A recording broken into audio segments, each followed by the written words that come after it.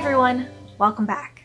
For today's video, I'm here with something I haven't done in a very long time, which is Top 5 Wednesday. Top 5 Wednesday was created by Ginger Reads Laney. I used to do these videos every Wednesday for a while, or at least every one that seemed applicable, but it's just been forever since I've done this, so I thought this would be a fun way to get my videos going again. And the topic for this week is books for my younger self.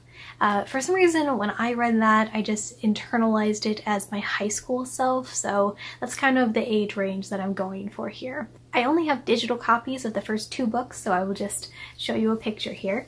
But the first book on my list is The Gifts of Imperfection by Brené Brown. This book is one that I read fairly recently. It was about 3 years ago, 2 or 3 years ago, and it made such a huge impact on me. This book was actually the reason that I ended up starting this channel, because it kind of helped me push through the anxiety that I had around creating something that might not be perfect. My high school self wasn't really as worried about this kind of stuff, but this was definitely an issue for me in grade school and then again in college. So I think having this book in my arsenal would have been really helpful for several stages of my life, and yeah, for that reason I would pick this as number 1.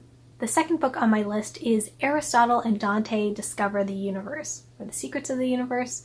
The Secrets of the Universe, I think. There's a picture here that's telling you. I also didn't write down who the author of this one is. I'm so sorry, I'm not prepared.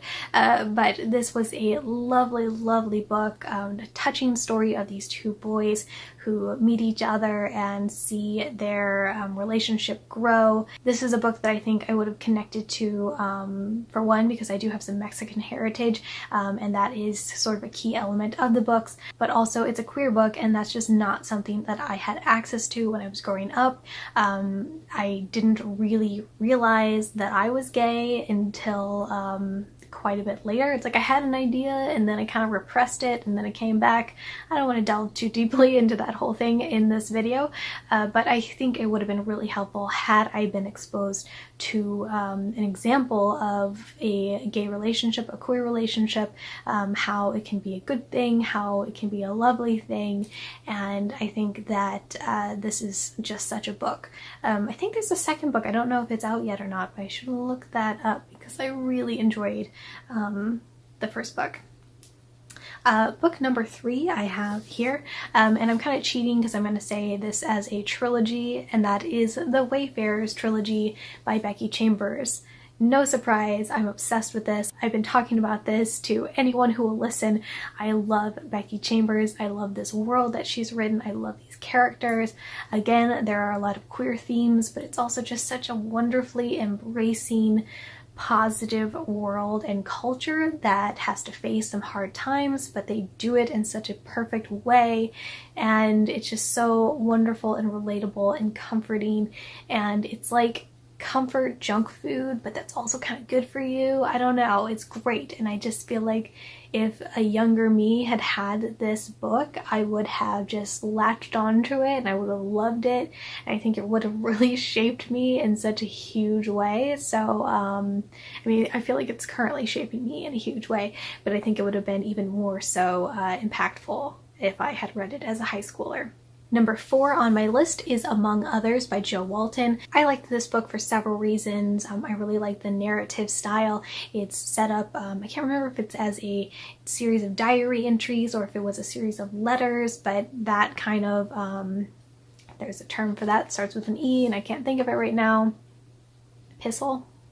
I don't know. Moving on.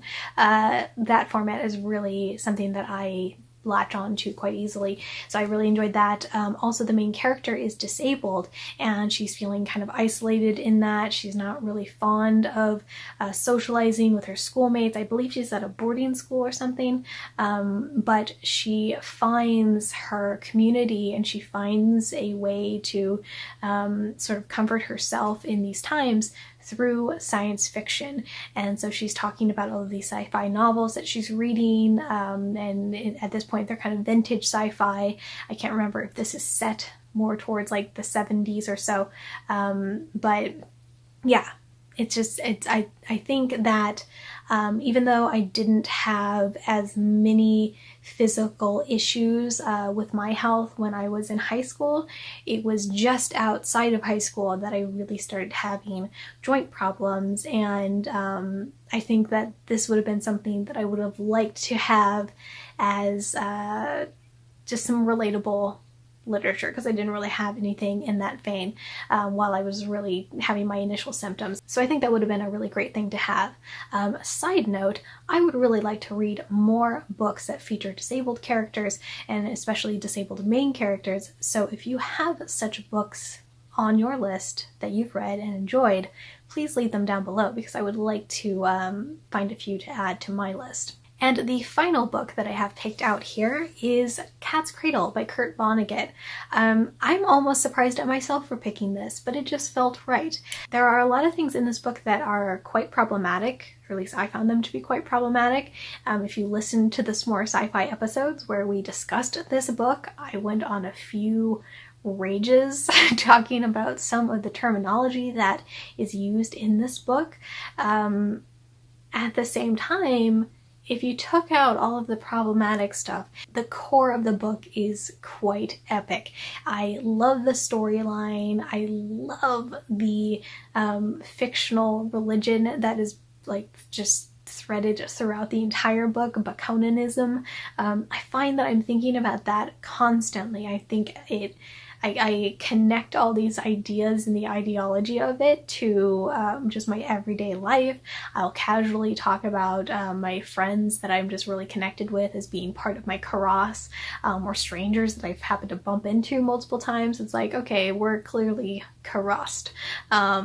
It's just, I don't know, it's just something that keeps coming up for me, and something that I latched onto despite it having all of these problems. So I just think that this is something I would have enjoyed, especially as a high schooler. I think that's something that, yeah, I think I would have really enjoyed learning about Bakonanism and just going on this little adventure with Ice Nine and such. And maybe I would have read a lot more vintage sci-fi if I had picked up something like this. As a younger me, because I didn't really get into vintage sci-fi until quite recently. So yeah, that's number 5. And those are my top 5 picks of books for my younger self. I would love to hear if you have any books for your younger self, or if you would have picked any of these books. Let me know all the things down in the comments. And like I said, definitely let me know if you have any suggestions for books that feature a disabled main character or someone with a chronic illness in that vein. I would like to have a bit more of that in my life and on my shelf. Thank you all so much for watching. Please like this video if you enjoyed it, and subscribe if you'd like to see more. I hope you all are having a wonderful day so far, and I will talk to you soon. Bye!